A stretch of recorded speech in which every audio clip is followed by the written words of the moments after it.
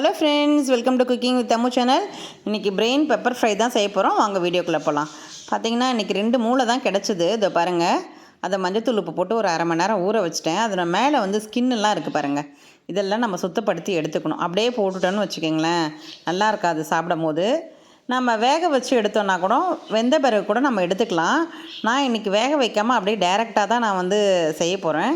அதனால தான் உங்களுக்கு காமிக்கிறேன். இந்த பாருங்களேன், ஒரு மாதிரி ரெட் கலரில் இருக்குது பாருங்கள், ஒரு ஒயர் மாதிரி இருக்குது பார்த்தீங்களா, மெலிசாக இருக்கும் நூல் நூலாக. அதை அப்படியே எடுத்திங்கனாலே இந்த மஞ்சத்தூள் உப்பு போட்டு ஊற வச்சாலே அது எல்லாமே ஒரு 10 நிமிஷம் 1/4 மணி நேரம் ஊறினா கூட போதும்.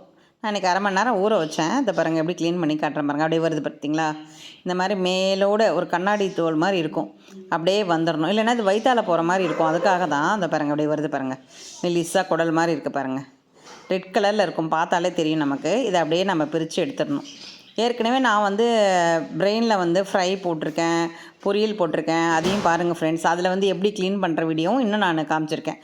வெந்த பிறகு எப்படி எடுக்கிறதுன்னு காமிச்சிருக்கேன். அந்த பாருங்கள், இந்த மாதிரி இந்த குடலெல்லாம் அப்படியே எடுத்துடணும். இப்படி பிரித்து பார்த்தீங்களா தெரிந்து வருது பாருங்கள், மெலிசாக வருது பார்த்தீங்களா, நூல் மாதிரி. இதை அப்படியே எடுத்துருங்க.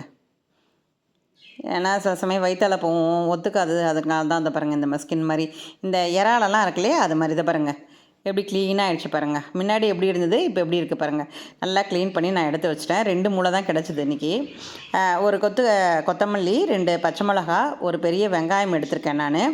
பார்த்திங்கன்னா இஞ்சி பூண்டு பேஸ்ட்டு 1 ஸ்பூன் எடுத்திருக்கேன். நம்ம பெப்பர் தான் நம்ம காரத்துக்கு, நல்லா 1 ஸ்பூன் கோபுரமாக எடுத்திருக்கேன். ஒரு பச்சை மிளகா நீல வாக்கில் கட் பண்ணி வச்சுருக்கேன். ஒரு கொத்து கருவேப்பிலை எடுத்து வச்சுருக்கேன். இதுதான் வந்து நமக்கு தேவையான இன்க்ரீடியன்ஸு. இதை பாருங்கள், இது வேணால் நமக்கு வந்து 2 மூளை தான் இருக்குது. அதுக்கு தகுந்த மாதிரி தான் நான் இப்போ வந்து இன்க்ரீடியன்ஸ் எடுத்திருக்கேன் நான். அதை ஒரு பெரிய வெங்காயம் சொன்னேன் இல்லையா, அதை அப்படியே ரஃப்பாக நம்ம கட் பண்ணி மிக்சியில் போட்டு அரைக்க போகிறோம் எல்லாத்தையும். பாருங்கள், கட் பண்ணி போட்டுட்டோம். இப்போ நம்ம வந்து எடுத்து வச்சுருக்கோம் இல்லையா பச்சை மிளகா, சும்மா பச்சை மிளகா, அது ஒரு டேஸ்ட்டுக்காக தான். அதையும் நம்ம உடச்சி போட்டுக்கலாம் அப்படியே நம்ம. இதை பாருங்கள், காரத்துக்கு தகுந்த மாதிரி நீங்கள் போட்டுக்கோங்க. மிளகு பாருங்கள், நல்லா கோபுரமாக 1 ஸ்பூன் வந்து போட்டிருக்கேன். கொத்தமல்லி தழை அப்படியே ஒரு கைப்பிடி. இதை நல்லா மழமழன்னு பேஸ்ட் மாதிரி நம்ம அரைச்சி எடுத்து வச்சுக்கலாம் நம்ம. இப்போ இன்றைக்கி நான் ஒரு மண் வானலில் தான் செய்ய போகிறேன். மண் வானல் வச்சுட்டேன். நல்லா சூடாகட்டும். சூடானோடனே எண்ணெய் ஊற்றிக்கிங்க. எண்ணெய் நல்லா சூடானோடனே நான் ஒரே ஒரு பச்சை மிளகா கட் பண்ணி வச்சுருக்கேன் இல்லையா, அதை நான் வந்து பொரித்து எடுத்துக்கிறேன் நான். ஏன்னா நம்ம வந்து ஒரு நல்ல ஃப்ளேவர் கிடைக்கும். இந்த பச்சை மிளகா கருவேப்பிலையை வந்து நம்ம எண்ணெயில் பொரித்து எடுக்கும்போது, நம்ம அதை இறக்க போகும்போது தான் நம்ம போட போகிறோம். இப்போ நல்லா வந்து அது பொரிஞ்ச உடனே நம்ம தனியாக வந்து எடுத்து வச்சுக்குவோம் வறுபட்டோடனே. இதை பாருங்கள், நல்லா மொறுன்னு நம்ம இந்த பகோடாக்கெலாம் பண்ணுவோம் இல்லையா, அந்த மாதிரி பண்ணியிருக்கேன்.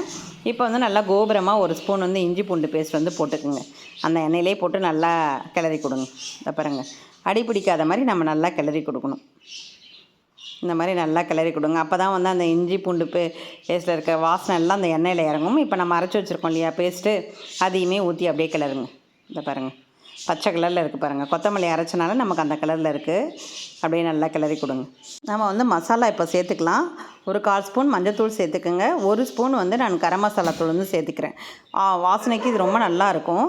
நல்லா கலந்து விடுங்க. இப்போ அப்படியே கெட்டி மொட்டி இல்லாமல் நல்லா அப்படியே கலந்து விட்டுருங்க. அந்த மசாலா வந்து அப்படியே மிக்ஸ் ஆகிற மாதிரி நல்லா வந்து கலந்து விடுங்க. இப்போ வந்து தேவையான அளவு வந்து உப்பு போட்டுக்கலாம். உப்பு கம்மியாக போடுங்க, ஏன்னா 2 மூளை தான். அதுக்கு தகுந்த மாதிரி நம்ம வந்து உப்பு சேர்த்துக்கணும்.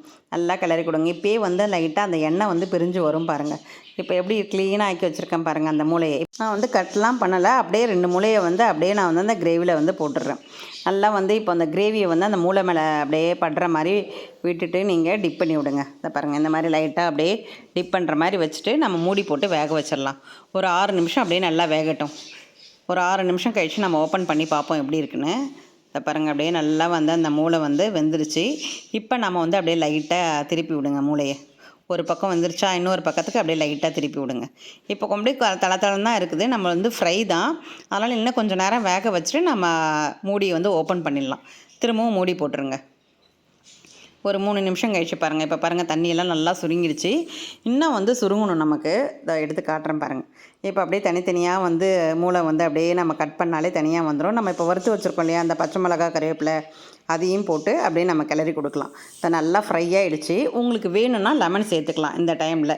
எண்ணெய் பாருங்கள் பிரிஞ்சு அப்படியே மேலே வருது பாருங்கள். நான் வந்து இன்றைக்கி ஒரு அரை லெமன் தான் சேர்த்துக்க போகிறேன். அந்த புளிப்பு டேஸ்ட் வந்து இன்னும் கொஞ்சம் நல்லாயிருக்கும், அதுக்காக தான். ஆனால் உங்களுக்கு அது வேணாம், அந்த டேஸ்ட்டு வேணான்னா நீங்கள் இதோடய நிறுத்திக்கலாம்.